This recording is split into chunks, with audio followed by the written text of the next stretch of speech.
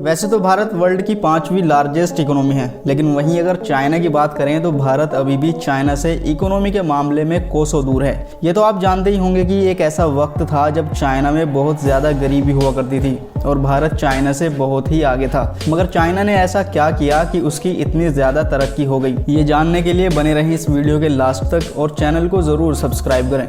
एक ज़माने में भारत की आर्थिक स्थिति चीन की तुलना में बेहतर थी। हकीकत यह है कि 40 साल पहले का चीन भारत से कहीं ज़्यादा गरीब था। उसकी आर्थिक हालत बहुत ही खस्ता थी, व्यवस्थाएं हिली हुई थी। चाइना की एक बहुत बड़ी आबादी बुरे हाल में रहती थी। लग्जरी की बात तो वहाँ सोची ही नहीं जा सकती थी। दुनिया की सबसे बड़ी कंसल्टेंट फर्मों में से एक मैकेंजी ने अपनी एक रिपोर्ट में कहा है कि चीन दुनिया का सबसे अमीर देश हो गया है और इसी के साथ अमेरिका नंबर 1 से पिछड़कर नंबर 2 की पोजीशन पर आ गया है। दरअसल मैकेंजी ने 10 देशों की बैलेंस शीट के आधार पर इस रिपोर्ट को बनाया है। इस पर अभी तक दुनिया की दूसरी एजेंसियों ने मोहर तो नहीं लगाई है, लेकिन ये रिपोर्ट बताती है कि अगर दुनिया की संपत्ति बढ़ी है तो पिछले 20 सालों में चीन की संपत्ति में भी बेतहाशा इजाफा हुआ है। मैकेंजी की रिपोर्ट के अनुसार चीन की वेल्थ साल 2000 से अब तक $7 ट्रिलियन से बढ़कर $120 ट्रिलियन हो चुकी है।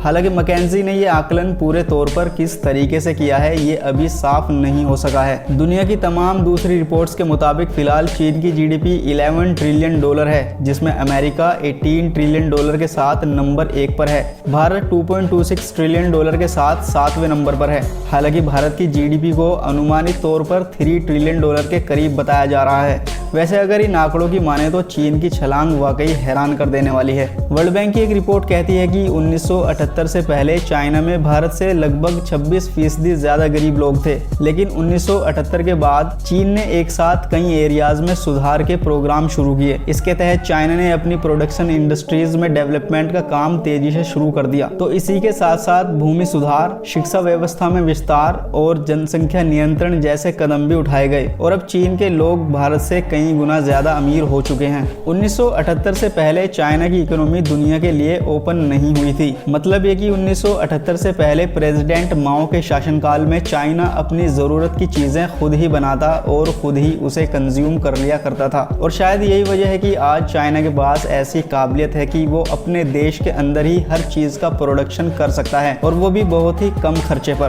प्रेसिडेंट माओ के बाद जियाओपियांग ने सत्ता संभाल ली, जिसके बाद उसने चाइना की इकोनॉमी को दुनिया के लिए खोल दिया। फिर उसके बाद चाइना का विकास और शहरीकरण बहुत तेज रफ्तार से होने लगा।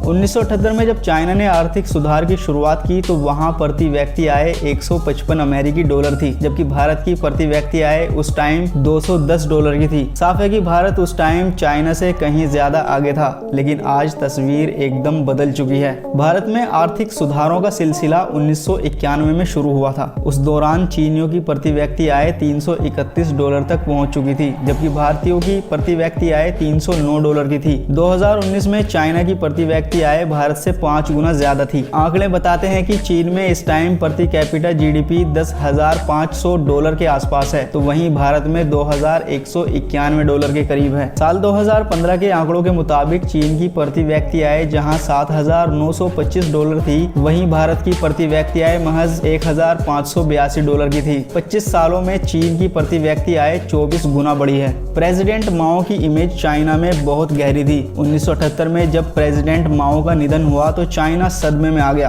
और 1978 में चाइना सियासी तौर पर चौराहे पर खड़ा था। उसे ये फैसला करना था कि वो कल्चरल रिवॉल्यूशन और चेयरमैन माओ के निधन के बाद किधर जाए। लेकिन फिर 18 दिसंबर 1978 में चाइना के प्रमुख नेता देंग जियाओपिंग ने देश को आर्थिक रूप से मजबूत बनाने का वादा किया।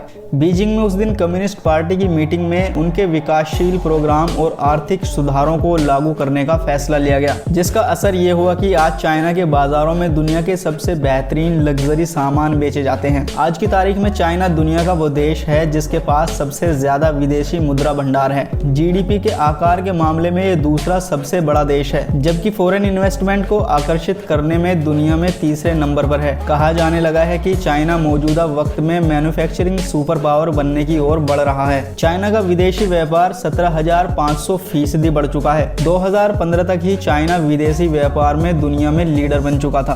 1978 में चाइना ने पूरे साल में जितना व्यापार किया था, अब तो वो उतना व्यापार महज 2 दिनों में कर लेता है। तो दोस्तों, चाइना की ही तरह हमें भी ऐसे ही पॉलिटिकल लीडर्स की जरूरत है जो देश की मैन्युफैक्चरिंग कैपेसिटी को बढ़ा सकते हों, ना कि सिर्फ अपनी और अपने दोस्तों की जेबों को भरने में लगे हों। तो दोस्तों, ऐसे ही काम की इन्फॉर्मेशन पाते रहने के लिए हमारे यूट्यूब चैनल लाइफ स्क्वायर को जरूर सब्सक्राइब करें।